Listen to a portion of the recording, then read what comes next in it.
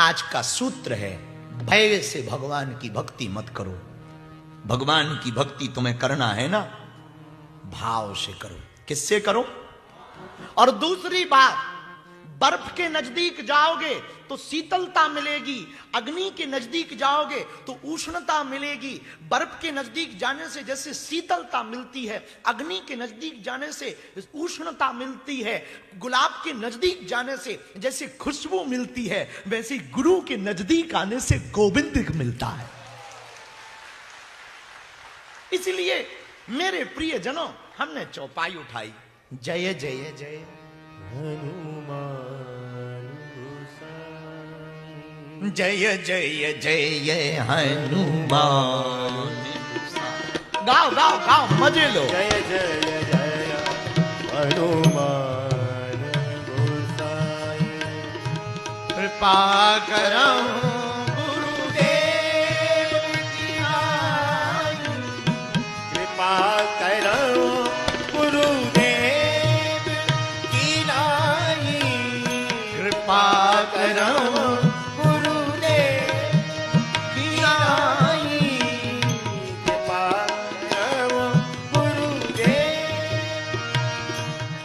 जैसे गुरु अपने शिष्य पर कृपा करता। मेरे प्रिय जनों, हमने उदाहरण दिया, पानी के पास जाने से शीतलता, बर्फ के पास जाने से शीतलता मिलती, अग्नि के पास जाने से उष्णता मिलती, इत्र के पास जाने से खुशबू मिलती, गुरु के पास जाने से गोविंद मिलता, महात्मा के पास जाने से परमात्मा मिलता। इसीलिए हम कहना चाह रहे, तुम यदि, हम पता है क्यों बार बार आ रहे यूके, ये तुम पता नहीं क्या सोचते होगे। अब ये भगवान तुम्हारी मति को भगवान खूब कृपा करे, आपका अपना सोचना है। सच सच बताऊं, हमको हिंदुत्व से बहुत प्यार है, बहुत।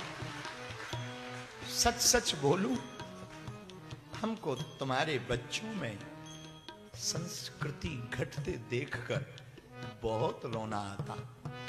हम चाहते तुम्हारे बच्चे, तुम्हारी संतति संस्कृति से भरी रहे। बार बार आने का कारण यही है कि तुम हनुमान जी के हो जाओ, हनुमान जी तुम्हारे हो जाए। इसलिए इस चौपाई को आधार बनाया कि तुम हनुमान जी के हो। भगवान भय से नहीं प्रसन्न होता, भगवान प्रभाव से प्रसन्न नहीं होता, भगवान तो भाव से प्रसन्न होता। संत कहते, भाव का भूखा हूं मैं, भाव ही एक सार है। भाव से जो मुझको भजे, सो भव से बेड़ा पार है।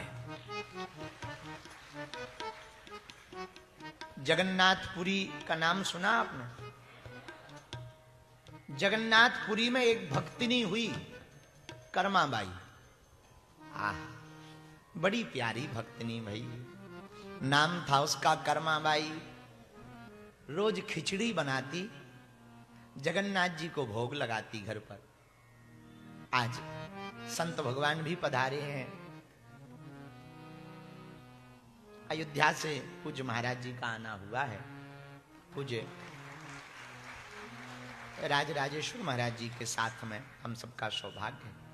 आहा, कर्माबाई नाम की एक भक्तिनी थी, जगन्नाथपुरी में रहती थी। भगवान जगन्नाथ जी को वो बड़ा प्यार करती थी, खिचड़ी का भोग लगाती थी।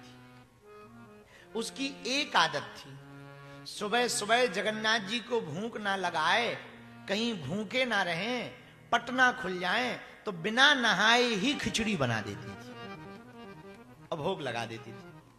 और जगन्नाथ जी रोज बालक का रूप धारण करके खिचड़ी पाने आते थे। एक दिन एक महात्मा घर आए तो बोले, पूजा पाठ करती हो देवी जी भक्तनी? हाँ महाराज, आपकी कृपा से जगन्नाथ जी की सेवा कर लेते हैं, ज्यादा पूजा पाठ तो नहीं जानते, खिचड़ी बना के भोग लगा देते हैं। पर एक भूल हो जाती है, क्या?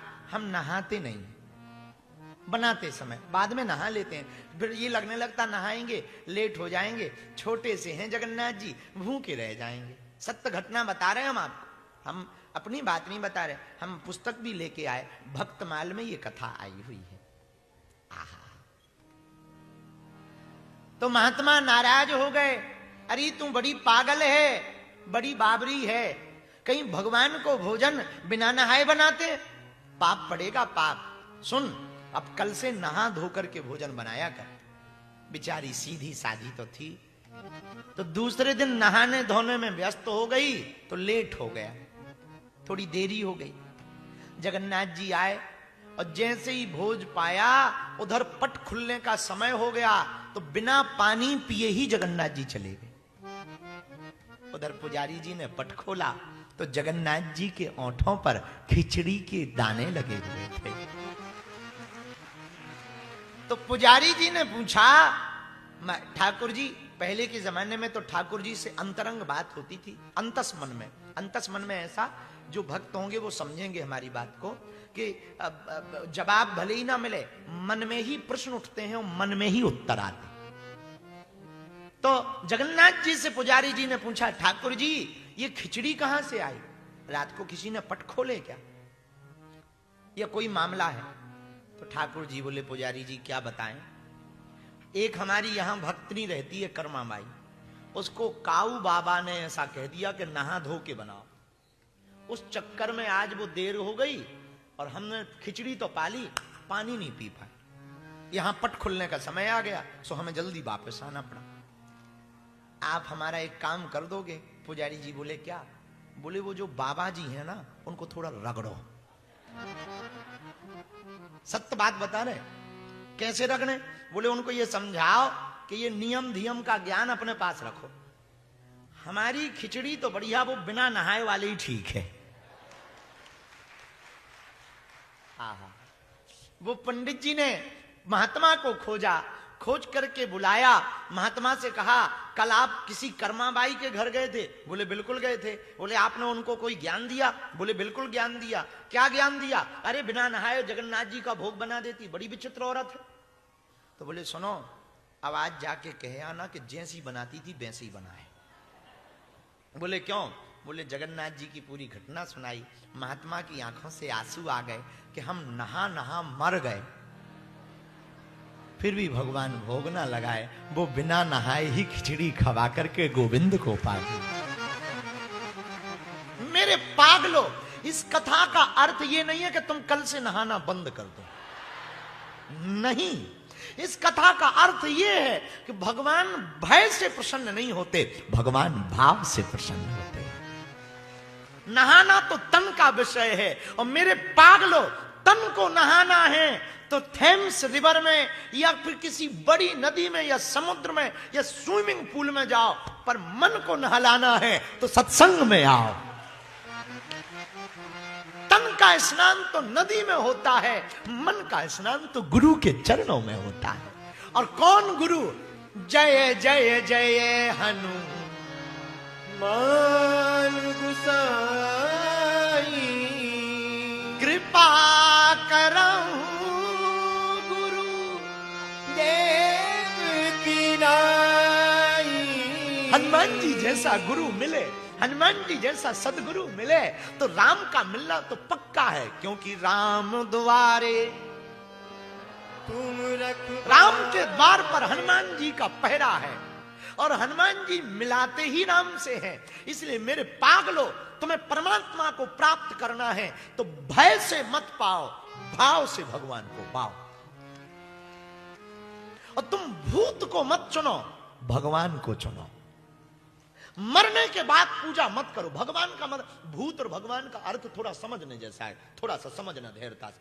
भूत की पूजा मत करो, भगवान की पूजा करो। और भूत का मतलब, तुम मरने के बाद पूजा करोगे तो भूत की पूजा है, जीते जी पूजा करना भगवान की पूजा है। चाहे वो गुरु हो या मां बाप हो, तीनों भगवान है। तीन देव हैं, कौन कौन? ब्रह्मा, विष्णु और महेश, तीन हैं। और तीन तुम्हारे सामने भी है, माता, पिता और गुरु। ब्रह्मा का काम क्या? जन्म देना। शंकर का काम क्या? संहार करना। विष्णु का काम क्या? पालन करना। ब्रह्मा कौन है? ब्रह्मा है मां, वो जन्म देती है। विष्णु कौन है? विष्णु है पिता, वो पालन करता है। और शंकर कौन है? शंकर है गुरु, जो तुम्हारी गलत आदतों का संहार कर देता है। गॉड में भी 3 शब्द, 3 अक्षर हैं, GOD। G for generator, O for operator, D for destroy.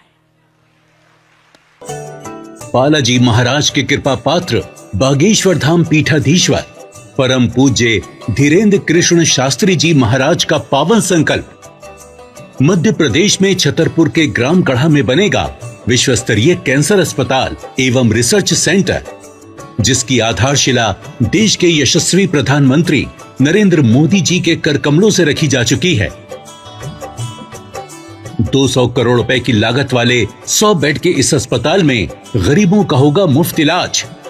ये बहुत बड़ा अवसर है, बहुत बड़ा काम है। संकल्प बड़ा हो, संतों के आशीर्वाद हो, प्रभु की कृपा हो, तो समय सीमा में सब पूर्ण होता है। हमारे प्रियजनों, बागेश्वर धाम पूरे भारत के लोगों, अभी तक अस्पतालों में मंदिर थे, अब मंदिर में अस्पताल होगा। कैंसर हॉस्पिटल निर्माण हेतु सहयोग देकर पुण्य के भागी बने।